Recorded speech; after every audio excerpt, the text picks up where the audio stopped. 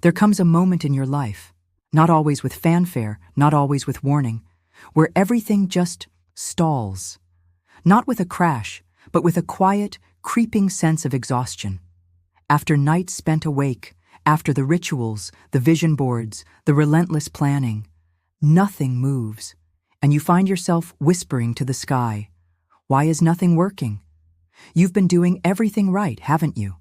Meditating, journaling, aligning, manifesting, praying, trusting, grinding, and still, no shift. But here's the unfiltered truth most people won't tell you. You're trying to control alignment with a white-knuckled grip.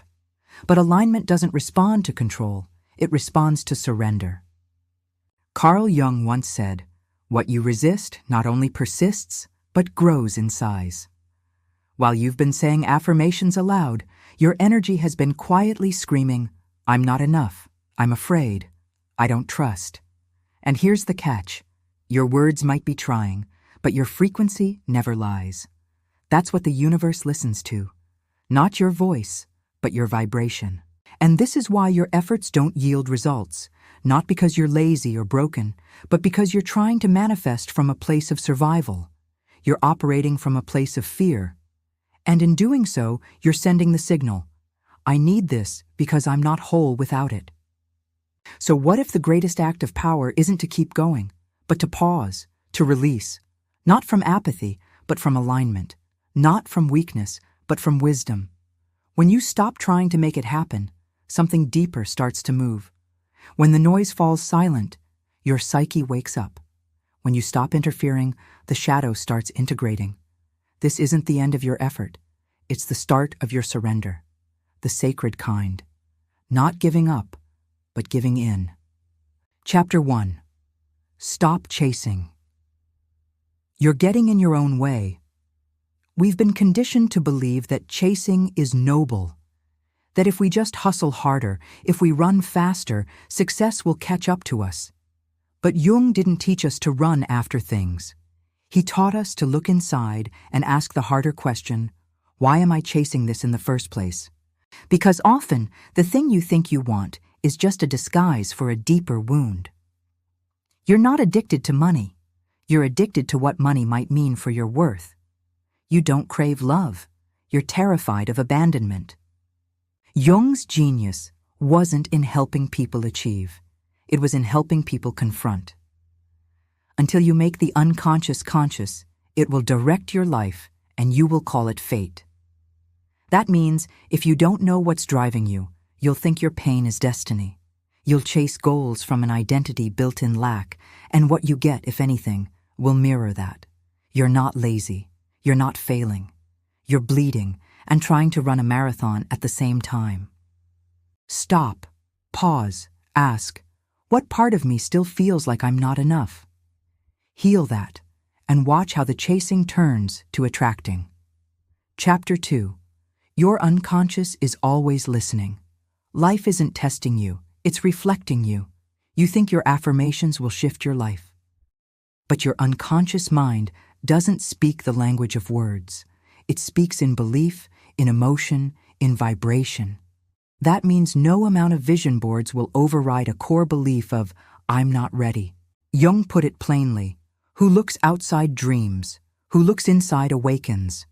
If your energy is built on fear, shame, and unworthiness, your dreams won't land, not because you're not working hard enough, but because you don't believe deep down you're allowed to have it. The universe doesn't delay your blessings. It waits for you to become the version of yourself who can hold them. So stop begging, stop grasping, and instead get silent enough to hear what your own soul is saying. Chapter 3. Detachment is not giving up, it's awakening. Letting go doesn't mean you don't care. It means you trust. You trust that what's meant for you cannot miss you. You trust that your timeline is not divine timing. Detachment isn't apathy. It's spiritual maturity. It says, I've done my part. Now I surrender the rest. And when you truly embody that, life moves. But if you say, I don't care while checking your phone every 5 minutes, your unconscious knows better. Detachment is not about pretending. It's about releasing dependency. Because here's the paradox. When you stop needing it, you become ready for it. Life bends for those who are already whole, not those who are waiting to be completed. Chapter 4. The void is sacred. Don't fill it too fast. After letting go, something strange happens. Silence, stillness, no message, no sign, just the void. And this is where most people panic. They interpret stillness as failure. But Jung called this the creative void, the place where the old self dies before the new self is born. Your soul isn't on pause, it's under renovation. The void is where integration begins, but only if you don't rush to escape it. If you can embody the feeling of having it before it arrives, if you can feel love before the partner, abundance before the paycheck, you collapse time. You stop waiting. You start becoming. Chapter 5. Obsession is a symptom, not a strategy. Every intense desire you feel is a breadcrumb, an invitation to look deeper. You don't really want the external thing. You want what you believe it will fix. Jung's process of individuation isn't about fixing your life. It's about making peace with your shadow, because you don't manifest what you obsess over. You manifest what you've integrated. Ask yourself, what do I think this will complete in me? When that question lands, obsession dissolves, and in its place, peace, and from peace, magnetism. Chapter 6. Your ego wants control. Your soul wants peace. That urgent part of you checking, waiting, refreshing, that's not intuition, that's fear. The ego needs to control everything to feel safe. The soul doesn't. Jung saw this tension clearly. He said, "The privilege of a lifetime is to become who you truly are. And who you truly are is not this anxious persona.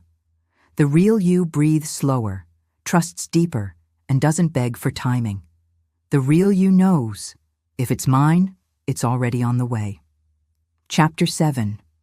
Shadow work is the real manifestation work. You can't call in a life of abundance while hiding from the parts of you that feel unworthy. Manifestation without integration is just fantasy. Real, soul-aligned creation comes when you stop abandoning parts of yourself. Every trigger is a teacher. Every pain is a portal. Jung said, "Until you bring the unconscious to light, it will direct your life and you will call it fate." Do the shadow work. Face the fear. Integrate. That's where power lives. Chapter 8. You are not stuck. You are becoming. You think you're blocked by life, but you're just blocked by the outdated version of yourself, the one built in survival, the one who thought love had to be earned, not received. If you don't shift your identity, you'll sabotage every dream you're trying to hold.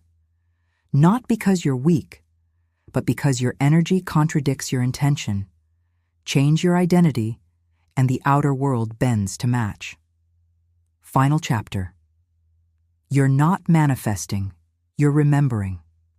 This journey was never about becoming someone new. It was about remembering who you were before the noise. Jung never told us to fix ourselves. He told us to uncover what was always whole. The version of you that's aligned, powerful, peaceful, that's your natural state. When you stop chasing, you start becoming. And when you become it, you receive it. You were never here to beg for the life you want. You're here to remember that it's already yours.